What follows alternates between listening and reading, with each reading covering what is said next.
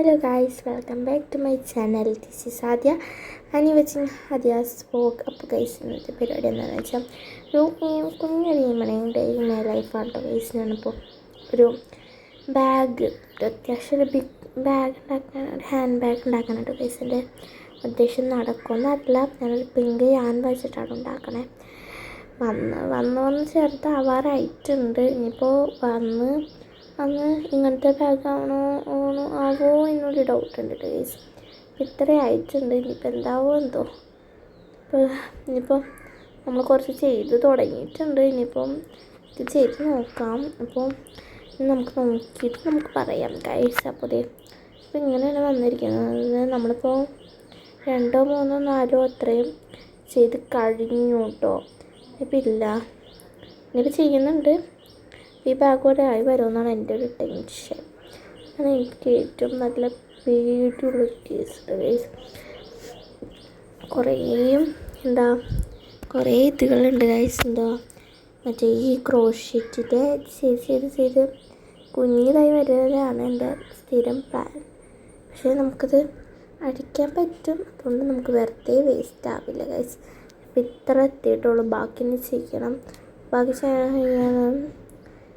ചെയ്യണവനെ. ഇപ്പം നല്ലൊരു മഴ കേട്ടോ ഇവിടെ. മഴ പൊടിയുണ്ട്, കേൾക്കാൻ പറ്റുമെന്നൊന്നും എനിക്കറിയില്ല കേട്ടോ. മഴ പൊടിയുണ്ട് ആക്ച്വലി. ഒരു ചെറുതായിട്ട് പൊടിയുണ്ടല്ലോ. അവിടെ നിങ്ങൾക്ക് മഴയൊക്കെ ഉണ്ടോയെന്നൊന്ന് അറിയിക്കാട്ടെ ഗൈസ്. ഇവിടെ അത്യാവശ്യം നല്ല മഴയൊക്കെ ഉണ്ട്. ഒരു പൊടിച്ചിലും അല്ല, നല്ലൊരു ചാറ്റലും അല്ല. അത്യാവശ്യം മീഡിയം സൈസിലുള്ള മഴ കേട്ടോ ഗൈസ്. എന്താ പറയുക, നല്ലോണം മഴയുണ്ട് ഇവിടെ. അപ്പോൾ ഈ എറണാകുളം ജില്ലയിൽ മഴ അങ്ങനെ ഉണ്ടാവാറില്ല. ഇപ്പോൾ അസാധാരണമാണ്. ഇപ്പോൾ മഴ വന്നിട്ടുണ്ട്. ഇപ്പോൾ മഴ ചൂടാണ്. ഇപ്പോൾ മഴയൊക്കെ വരാൻ തുടങ്ങിയിട്ടുണ്ട് കേട്ടോ ഗൈസ്. അപ്പം ഞാൻ വീണ്ടും ക്രോഷ്യയിലേക്ക് ഇരുന്നിട്ടുണ്ട്. ഇപ്പോൾ ക്രോഷ്യ ഞാൻ സ്റ്റാർട്ട് ചെയ്ത് വീണ്ടും ഞാൻ ക്രോഷ്യ ചെയ്തുകൊണ്ടിരിക്കുക കേട്ടോ.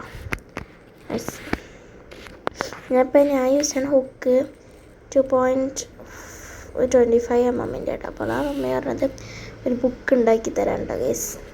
നമ്മൾ ക്രോഷേറ്റ് മാറ്റി ബുക്കിലേക്ക് കിടക്കാമെന്ന് വിചാരിച്ച് ബുക്ക് ഉണ്ടാക്കാൻ തുടങ്ങാം കേട്ടോ ഗൈസ്. എല്ലാവർക്കും അറിയാമായിരിക്കും, ഒരു കുഞ്ഞ് ബുക്കല്ലേ, എല്ലാവർക്കും ഉണ്ടാക്കാൻ അറിയായിരിക്കും. പക്ഷേ ഞാൻ ജസ്റ്റ് ഒന്ന് പറയണമെന്നുള്ളൂ. ബുക്ക് ഒന്ന് ജസ്റ്റ് ഇൻട്രൊഡ്യൂസിങ് ചെയ്യണമെന്നുള്ളൂ കേട്ടോ ഗൈസ്. അതുകൊണ്ട് തന്നെ അധികമൊന്നും എനിക്കറിയില്ല ബുക്കിൻ്റെ പറ്റി. എനിക്കൊരു A4 ഷീറ്റാണ് ഞാൻ എടുത്തേക്കുന്നത്. ഒരു A4 ഷീറ്റ് വെച്ചാണ് ഞാൻ ചെയ്യണത്. അപ്പോൾ A4 ഷീറ്റ് വെച്ച് ചെയ്യുമ്പോൾ എന്താണെന്ന് വെച്ചാൽ നമുക്ക് അത്യാവശ്യം വലിപ്പം കിട്ടും. അതുകൊണ്ട് തന്നെ നമ്മൾ 2 സൈഡായിട്ട് മടക്കി കൊടുത്തിട്ടുണ്ട് കേട്ടോ ഗൈസ്. അപ്പോൾ നമുക്ക് കട്ട് ചെയ്യാനായിട്ട് വരയ്ക്കേണ്ട ആവശ്യമില്ല, നമുക്ക് മാർജിൻ കിട്ടിക്കോളും.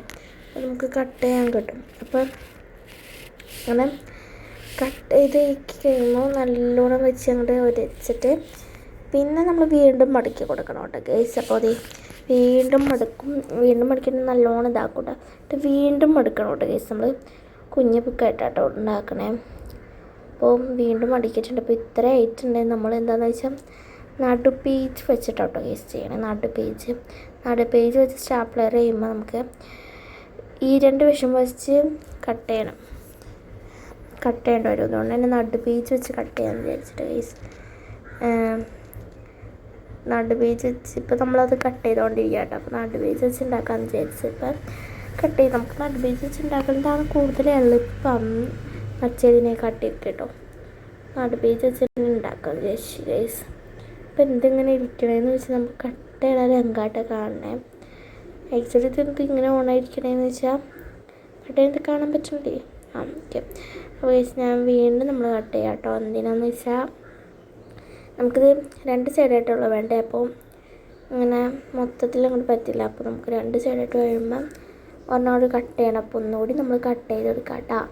അപ്പോൾ ഒന്നുകൂടി ഞാൻ അത്യാവശ്യം ക്ലിയറിലായിട്ട് കട്ട് ചെയ്തിട്ട് കുറച്ച് നേരം ആലോചിച്ചിരുന്നത് ഇങ്ങനെയാണോ, മേപ്പോട്ടാണോ താഴ്ത്തിയിട്ടാണോ കട്ട് ചെയ്യണേന്ന് പറഞ്ഞു. പിന്നെ മനസ്സിലായി നമ്മൾ